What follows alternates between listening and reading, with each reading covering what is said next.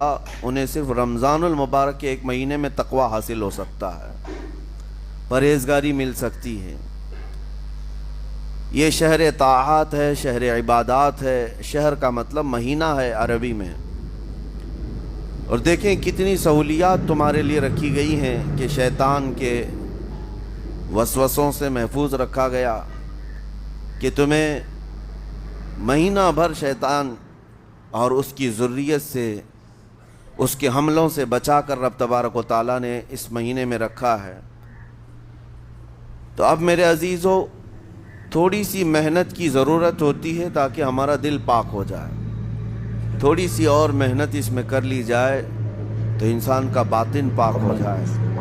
تقویٰ کیا چیز ہے اور اس کا حاصل کرنا کیوں ضروری ہے، میں آپ کو بتاؤں۔ تقویٰ کا مطلب سب سے اہم چیز یہ ہے، اللہ کا خوف۔ یہ بنیادی چیز ہے، یہ بنیادی چیز ہے۔ اور یہ اگر بنیاد ہے تو ہر عمل میں آپ کے تقویٰ حاصل ہو جائے گا۔ نماز کیوں پڑھتے ہو؟ نماز ایک ڈیوٹی سمجھ کر کے پڑھتا ہے تو کوئی مسئلہ ہی نہیں اس کا، یعنی وہ ڈیوٹی ادا کر رہا ہے۔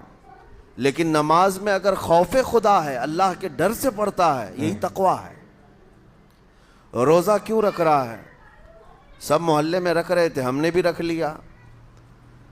روزہ اس لیے رکھ رہا ہوں کہ لوگ برا نہ سمجھیں، یا اسلام کا ایک حصہ ہے۔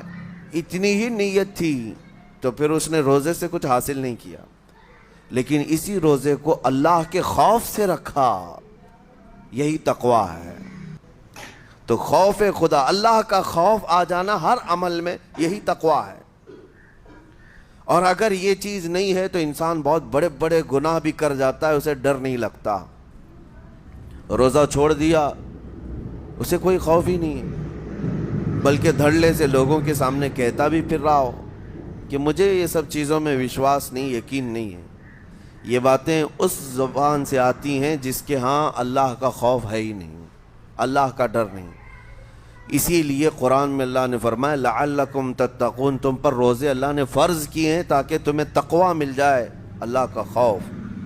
اور یہ کتنی اہم چیز ہے میں آپ کو بتاؤں، خوف خدا۔ خوف خدا کا مطلب کہ اللہ کا ڈر، اللہ کا خوف، یہ تمہاری پوری باڈی کو صحیح کرتا ہے، اندر سے بھی باہر سے بھی۔ خوف خدا، تم ہر قدم پر اگر یہ سوچتے ہو کہ میرا رب مجھے دیکھ رہا ہے، جیسے کہ آپ کو پتہ ہے حدیث پاک میں حضور صلی اللہ تعالیٰ علیہ وسلم سے پوچھا بھی گیا احسان کیا ہے، یعنی نیکی کس کو کہتے ہیں؟ حضور نے فرمایا تم نماز ایسی پڑھو یا عبادت ایسے کرو جیسے تم اللہ کو دیکھ رہے ہو۔ اور اگر یہ نہیں ہو سکتا تم سے تو اتنا احساس تو رہے کہ اللہ تمہیں دیکھ رہا ہے۔ تو ہر عمل میں تمہارے یہ سوچ آئے کہ مجھے میرا رب دیکھ رہا ہے، تمہارے قدم سنبھل جائیں گے۔ آج آپ مسجد میں بیٹھے ہیں، ادب سے بیٹھے ہیں، حالانکہ ایک آدھے گھنٹے کے بعد جسم کو پھیلنے کی حاجت ہونے لگتی ہے، تھوڑا پیر پھیلا لوں، پیٹھ کو ٹیک دے دوں، نہیں کرتے آپ، اس لیے کہ آپ کو احساس ہے کہ امام صاحب دیکھ رہے ہیں، مفتی صاحب دیکھ رہے ہیں، یا پھر مجمع میں لوگ دیکھ رہے ہیں۔ تو یہاں پر ہمارے دیکھنے کے احساس سے آپ کے پیر نہیں پھیلتے ہیں، آپ پھیل کے نہیں بیٹھتے۔ تو ہم میاں نہ سزا دینے والے نہ جزا دینے والے، یہی احساس اگر اللہ کے دیکھنے کا ہو جائے کہ میرا رب مجھے دیکھ رہا ہے، تو پھر آپ کو کسی نگرانی کی ضرورت نہیں، کہیں کسی سی سی ٹی وی کی ضرورت نہیں۔ اللہ کا خوف اگر بندے کے دل میں آ جائے، وہ ہر لمحے، ہر گھڑی، ہر علاقے میں محفوظ رہتا ہے، اپنے آپ کو محفوظ رکھتا ہے۔ میرے عزیزو، 4 سال کی عمر ہے امام اہل سنت فاضل بریلوی رحمۃ اللہ علیہ، امام محمد رضا خان رحمۃ اللہ علیہ، 4 سال کی عمر میں روزہ رکھ لیا۔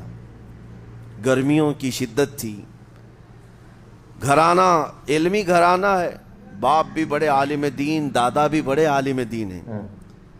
4 سال کی عمر میں روزہ تو رکھ لیا، اور جب تھوڑی دوپہر ڈھل گئی، اچھوں کی حالت دھوپ کے دنوں میں خراب ہونے لگتی ہے، تو شام ہونے کو قریب تھی کہ ایک کمرے کے اندر दादा मोहतरम ने पोते को बंद कर दिया और कुछ फल फ्रूट सारी चीज़ें अंदर रख करके दरवाज़ा बाहर से बंद कर लिया।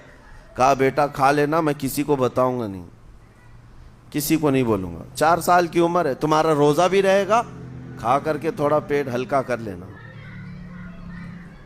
तो ये दरवाज़ा बंद करके दादा मोहतरम चले गए। काफ़ी देर के बाद दरवाज़ा खुला तो वो फल फ्रूट वैसे के वैसे हैं, बच्चा वैसे ही बैठा हुआ है। इमाम अहमद रज़ा रहमतुल्लाह ताला अलैह, 4 साल की उम्र की बात कर रहा हूँ। दादा ने आकर पूछा बेटा खाए नहीं, दरवाज़ा बंद कर लिया था।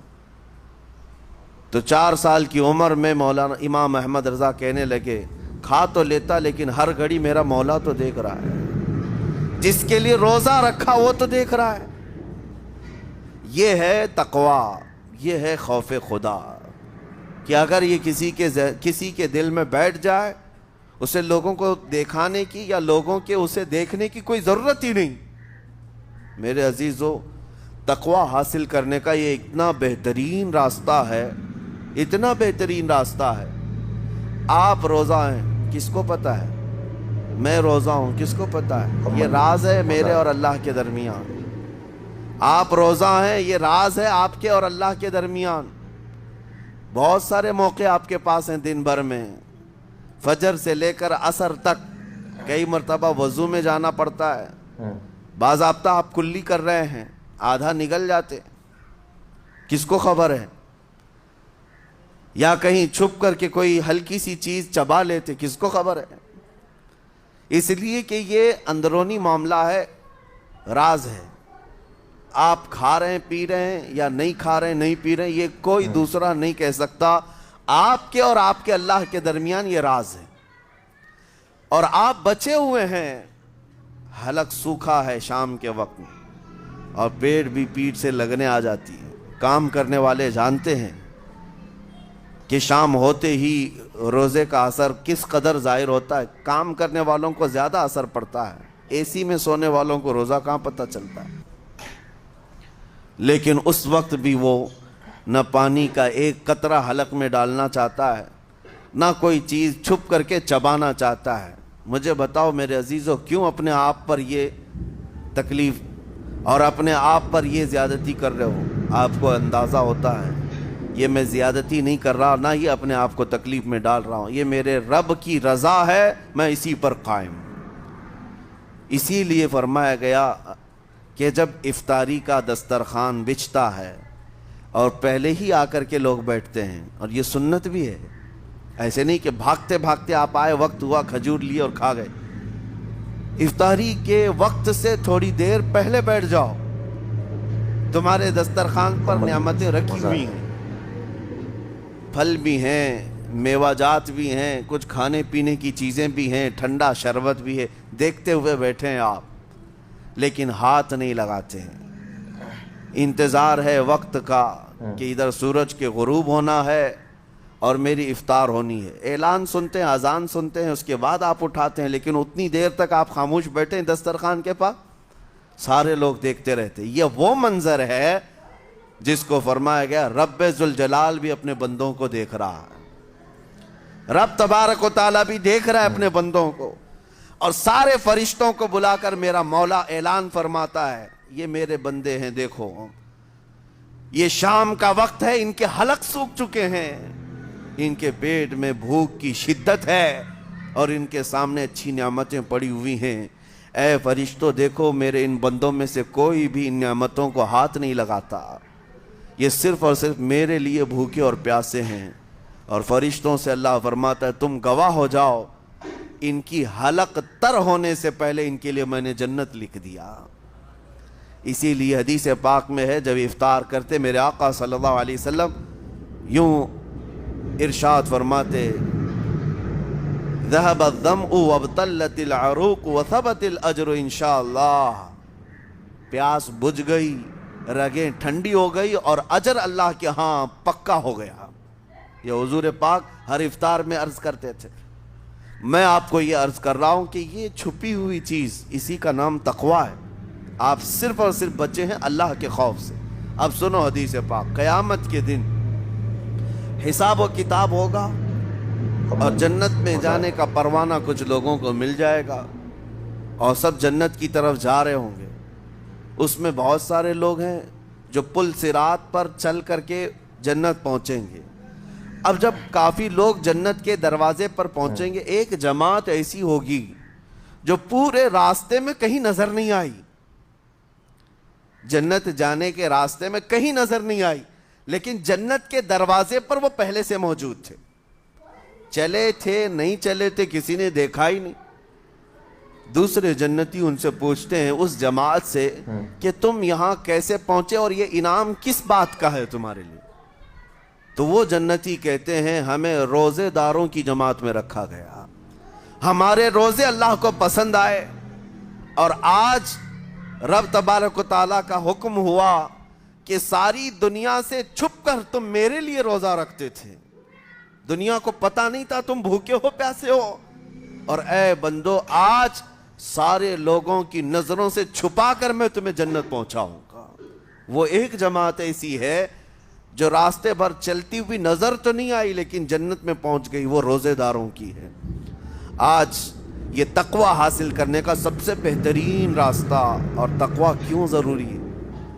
اب آپ کے روزے سے کچھ حاصل ہوا نہیں ہوا آپ کو دیکھنا بھی ہے، یہ نہیں کہ کیلنڈر کی طرح گنتے جاؤ، 1 ہو گیا 2 ہو گئے 3 ہو گئے، ہوتے جائیں گے، یہ دن تو چلتے رہتے ہیں، گنتے گنتے 20 بھی ہو جائیں گے، 25 بھی ہو جائیں گے، 30 بھی ہو جائیں گے۔ روزے گننے کا حکم نہیں، اپنے آپ کو سرچ کرو پھر تھوڑی سی ورزش کرنے کے بعد بندہ ویٹ تول کر کے دیکھتا ہے کم ہوا گھٹا کہ بڑا، ہر دن دیکھتا رہتا ہے۔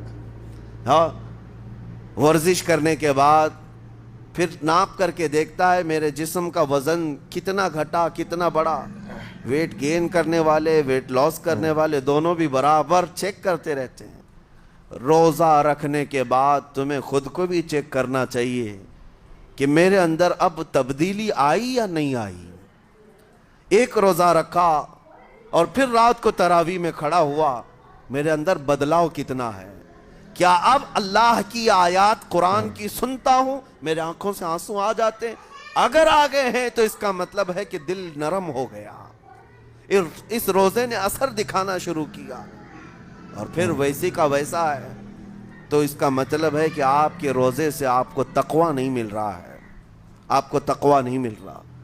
خوف خدا جب آتا ہے تو انسان کا دل موم ہو جاتا، نرم ہو جاتا ہے، اور اللہ کے عذابات سے، جہنم کے خوف سے، قبر کی سختیوں سے وہ رو پڑتا ہے، اس کی آنکھیں بہنے لگ جاتی ہیں، اور جب دل سخت ہوتا ہے پتھر کی طرح تو اسے نہ اللہ کی آیتیں رلاتی عزیز ناظرین، پیارے نہ دوستو، آخرت ابھی کا آپ لوگوں تصور نے اسے بہت ہی ہلاتا ہے۔ خوبصورت اور بہت ہی لاجواب بیان سنا، آپ لوگوں کا ایمان تازہ ہو گیا ہوگا۔ بے شک ایک ایک جملہ قرآن و حدیث کی روشنی میں تھا، بڑا شاندار خطاب آپ لوگ سماعت کر رہے تھے۔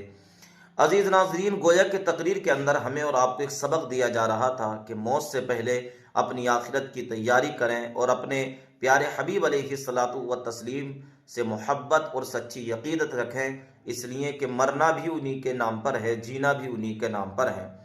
جس کو کہا کہ انہیں جانا انہیں مانا، نہ رکھا غیر سے کام، للہ الحمد میں دنیا سے مسلمان گیا۔ تو بہت اچھی تقریر آپ لوگوں نے سماعت کی۔ اگر چینل پر نئے ہیں تو ویڈیو کو لائک کریں اور چینل کو سبسکرائب کریں، کمنٹ کریں، شیئر کریں۔ السلام علیکم ورحمۃ اللہ وبرکاتہ۔